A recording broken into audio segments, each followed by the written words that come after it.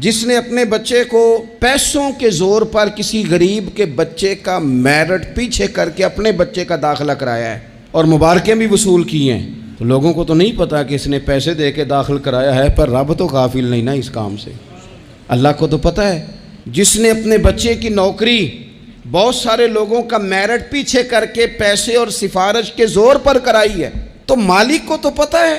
لوگوں سے اس نے مٹھائیاں وصول کر لیں، تختیاں بھی لگوا لیں، شور بھی ہو گیا، لیکن اللہ تو جانتا ہے۔ وَلَا تَحْسَبَنَّ اللَّهَ غَافِلًا عَمَّا يَعْمَلُ الظَّالِمُونَ، لوگ غافل ہو سکتے ہیں، رب غافل نہیں ہے، گمان بھی نہ کرنا۔